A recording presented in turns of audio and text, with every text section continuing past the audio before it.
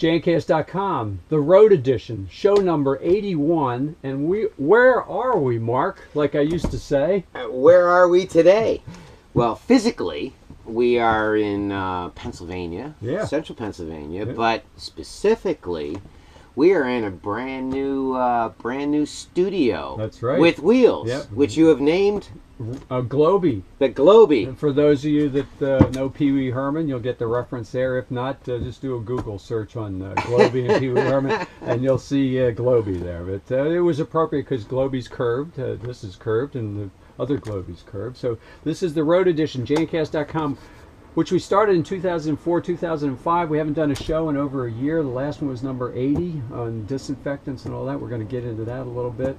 We got multi-cameras going here, so we have gone super high-tech. Used to be Skype was the highest tech thing we did, right? Yep, we get to wave to everybody, and hello to everybody out there in Jancast.com land. Yeah, and I'm waving over here to that camera over there. So yeah, it's a multi-camera shoot, as they say. It's like 60 minutes over the shoulder. That's awesome. We can go back and forth just like we did there when I edited it. You know, that's Howard and Robin. Look out.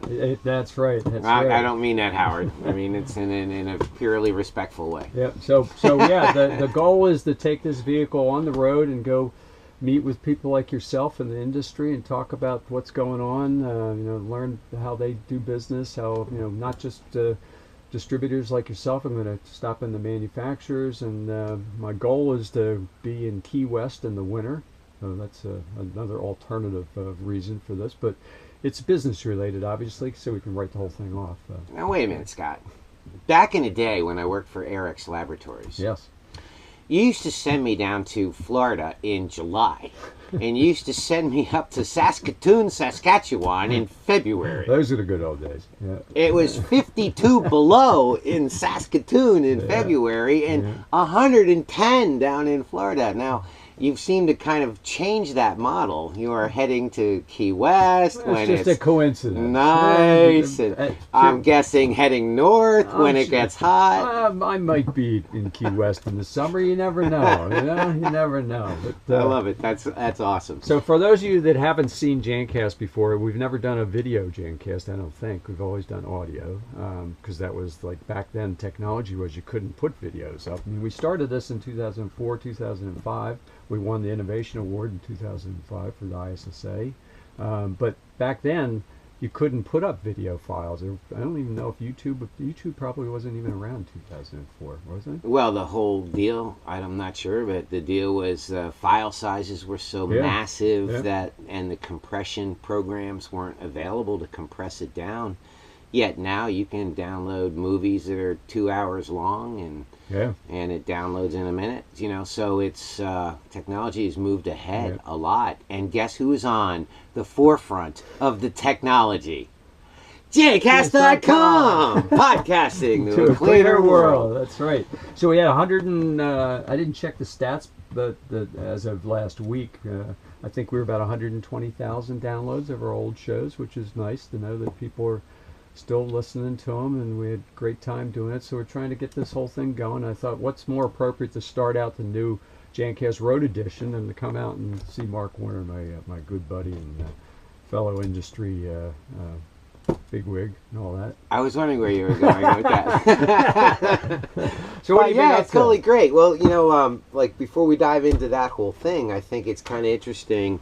This Road Edition is a series that you're working on that is a slightly different format than what all our Jancast.com followers are somewhat used to. We had somewhat of a format of kind of doing news and then diving into some topics and then all that kind of stuff. And yet the Road Edition is you basically traveling with Globey all around the United States to existing Eric's distributors and so on, or anybody, basically anybody, and having conversations about the JanSan industry. So it's a slightly different format. I'll be really pissed if your other interviewers or interviewees are better than me, it'll really bum me out. Because I'm Yeah. trying to, Yeah. keep this whole benchmark up really high Don't for you what we worry. do. All right, so Don't you worry. and tell Scott that too. Just like write him and say, hey, we want Mark Best down ever. there The too. best ever. Yeah. But anyway, Yeah. so that's really cool. I mean, what's been going on the last year is a lot. Yeah. Some of the things that have changed. You're in a new is position from when we did the shows before, obviously. I'm with Americhem International, which is a distributor that's located in Harrisburg, Pennsylvania, and I joined them as vice president and was promoted this year to president. So Congratulations. Thank you. So that's kind of challenging in itself because there's a lot more duties that get thrust upon you, as you know. Yeah. But also Americhem is a little bit different than what most people think of in terms of JanSan distributor. One of the questions I get a lot is, how is it that you guys are growing at the rate you are growing when a lot of other distributors are struggling to get growth, and we've got all these new competitors like Staples and Office Max trying to do the whole Granger thing, and the bottom line is that we do things very, very differently. Having a building full of boxes and trucks that can move boxes around isn't the most challenging brain surgery in the world, and everybody can and do that. Yeah. And when you get down to it, most people feel as though their job in distribution and JanSan distribution is to beat the other guy's pricing, and bottom line is that's a loser's way to go after this whole approach. Fight to the bottom. Well, it's a fight. Yeah, it's a race to the bottom. And the other issue is that to do this right, you really have to make sure you're identifying the different components of the market and what those components of the market want. And if you consider, I mentioned to you before we got started, TED Talks and all those kinds of things. And there's some very interesting marketing concepts that are kind of played out there. And I tend to gravitate a little bit towards the way Apple came to market, kind of creating a wannabe with kind of mentality within their consumers. They want to be associated with it. They want to be on the leading edge of that technology when it's introduced. And if you try to embrace that thing, you have to look at, how do I do that within the market? Well, the market's kind of set up like a bell curve. You've got a segment of the market that is really all they're ever going to do is jump on the internet, Google bowl cleaner, and try to find the lowest cost bowl cleaner. And the bottom line is, although we're very proud of our website, and most distributors are, none of us are ever going to beat Amazon at that game. That is their forte, and they're the ones that are going to get all those customers that want to do the online shopping for commodity products, or shall we say products that that person perceives to be a commodity because they don't know what differentiates that from all the others. So that is going to be their market, and it's a unique dynamic because Amazon does it better than anybody else, and so they're the high level of standard best practices, but they've also become the standard, the average. And if you aren't doing it as good as Amazon, even though they're considered to be the best, you're considered to be substandard. So since when was the best player also the standard? And it's unusual. But with that said, that's their market, and I'm cool with that. I wish them luck with that. That's fine. And they'll go after millions of customers that way, and they'll get them. And I'm okay with that. Now, where we do is a lot different. Our approach to this is trying to focus on education and training of not just the customers themselves, but of our own people, creating a consultative approach so that we're in a position to actually solve tough problems. So our belief is that all those customers that buy their floor finish from Amazon someday are going to have a problem with that. And when they have a problem with that, they're going to not go to Amazon on it. Well, even if they wanted to go to Amazon, they can't even talk to anybody. You literally can't talk to people. Well, you can go on the chat window. Yeah. But the bottom line is, at some point, they're going to look for somebody that can give them some very serious advice about how to go about doing it right.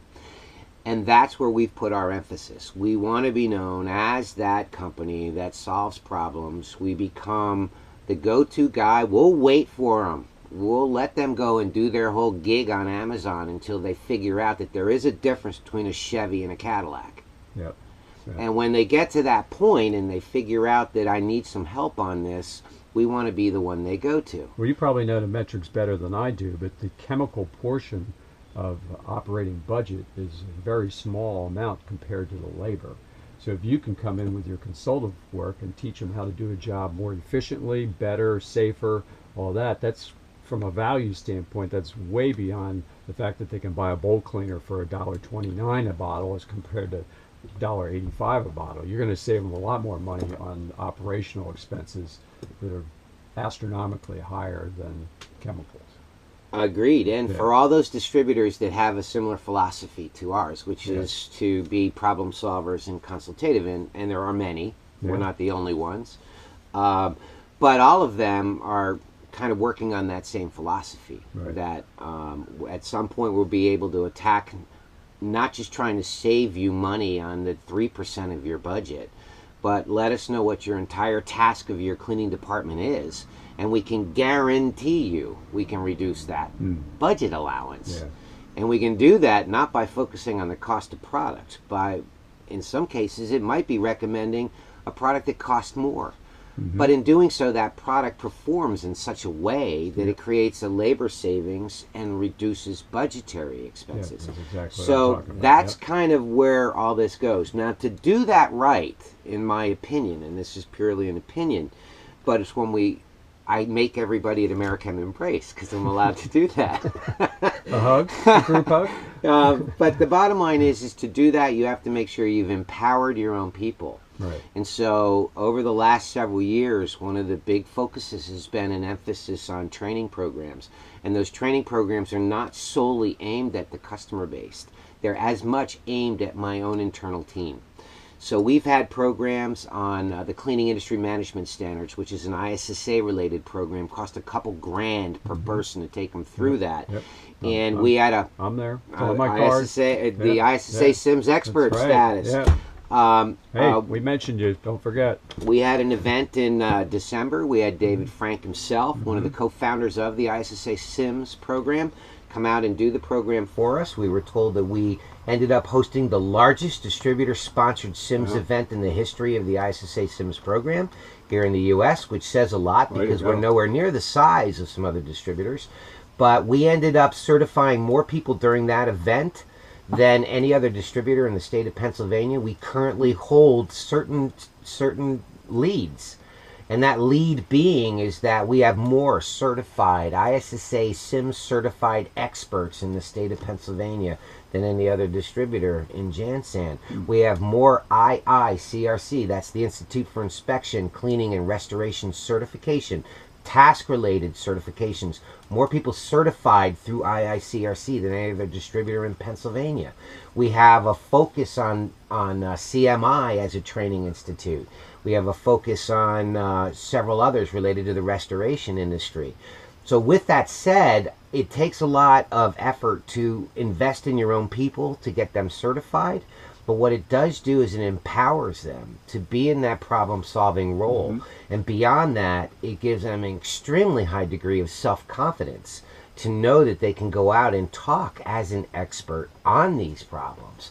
So I'm bringing all that up, not because I'm trying to pat myself on the back, because that hurts, when you do that too much.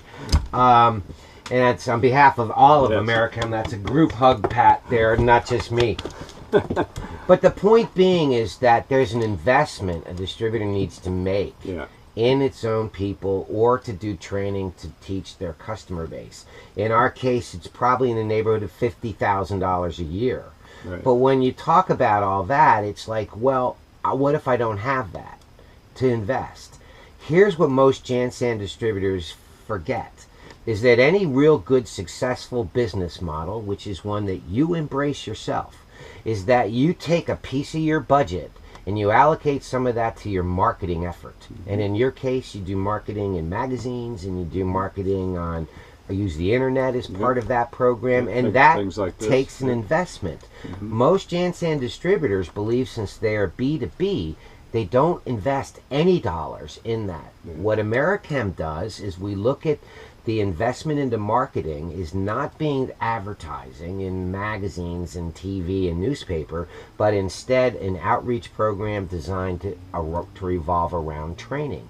So the budgetary dollars that a normal company would put into marketing, we roll into our training curriculum, aimed at not just the customer base, but it empowers our own people at the same time.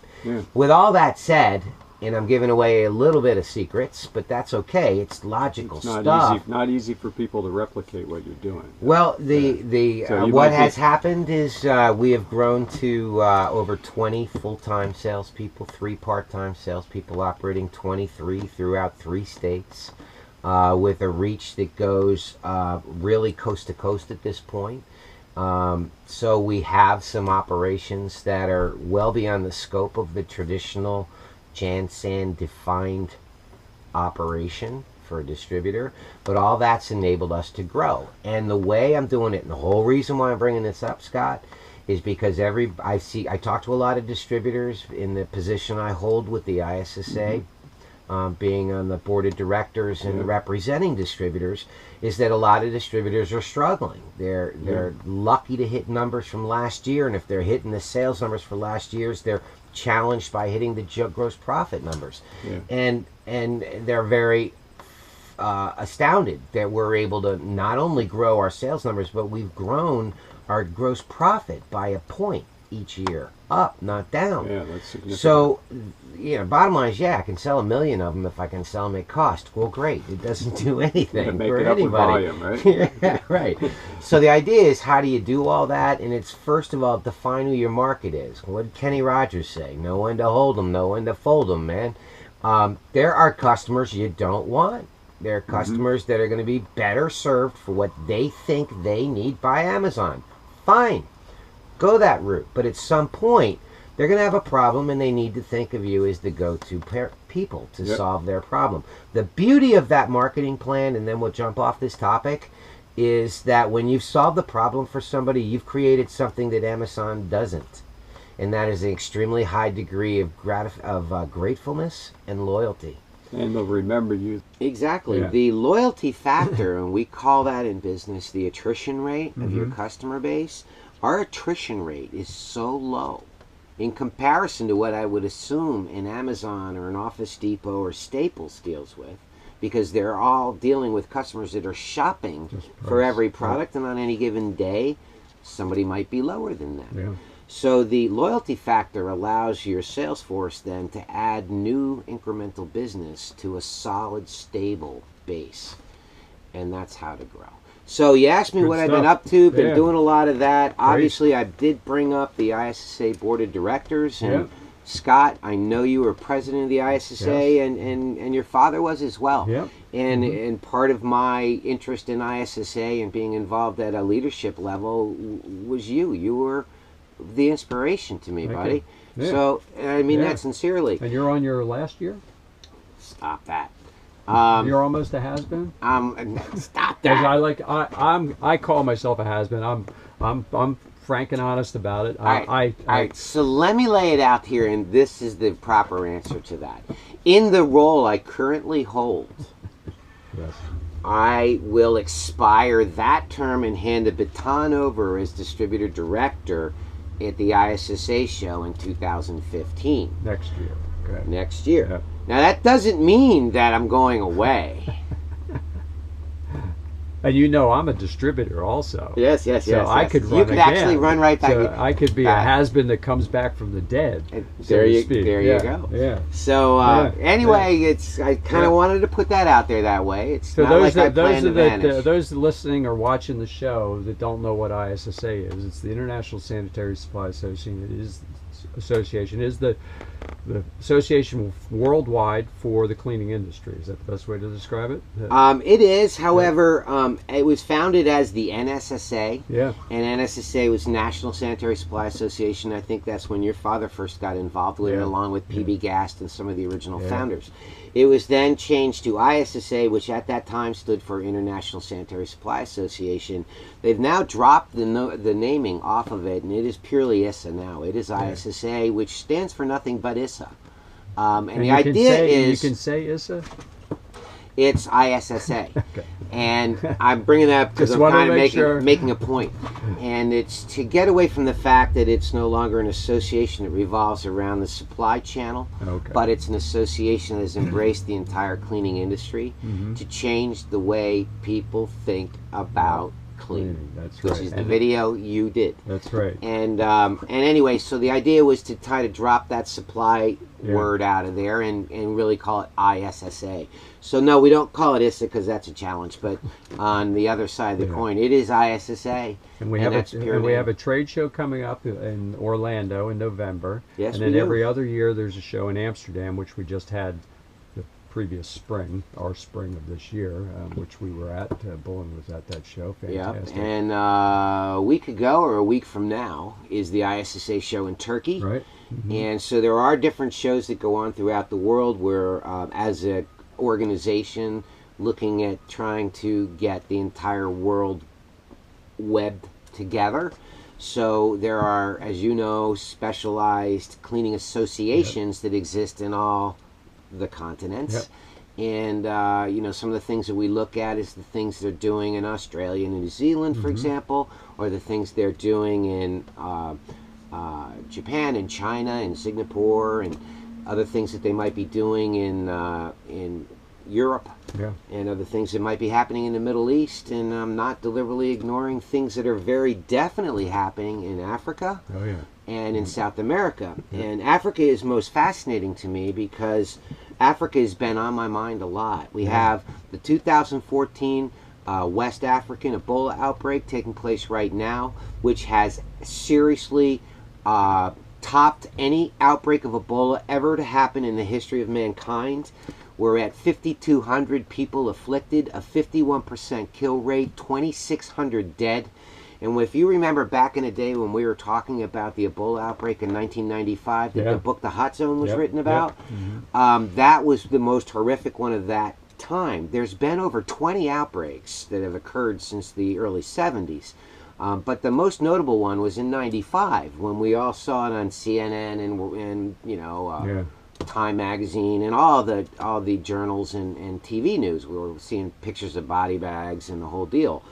And books were written about it. Well, this event that's going on right now has passed all other events combined in body count. Well, let me ask you a question, because we didn't talk about it ahead of time, but seems like with technology and communication and everything that we've got compared to back then, you would think that they'd be able to get a handle on this much sooner. And it seems to be growing, obviously, at a very big pace right now. And I'm assuming they're going to get it under control at some point. But why wasn't this shut down sooner as compared to later, with the fact that they know where everything is? Communication say that we've got a problem over here, over there. Is it just a lack of resources? Nobody cares? Not lack of resources, not lack that nobody cares. It's a lack of education. And the lack of education directly revolves around something you and I have spoken about for years. And that is, you can have chemistry and tools that do the job. If you're not trained to use them, you're dead. You're toast. Right. On the other hand, you can have all the knowledge in the world about how to properly attack this, and if you don't have the right tools and chemistry, you're dead. It's a marriage of both.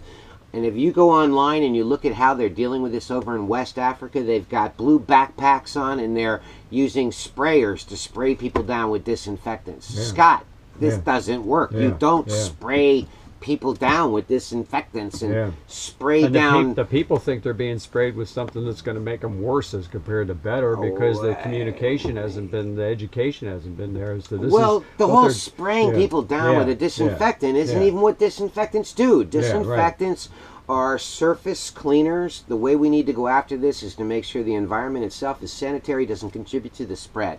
A. B.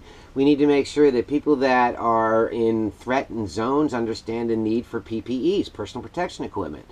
In reality, it's a bloodborne pathogen. That's the good news. We can get a handle on that. The problem is that in Africa, the level of education, of knowledge, of even expertise is so low.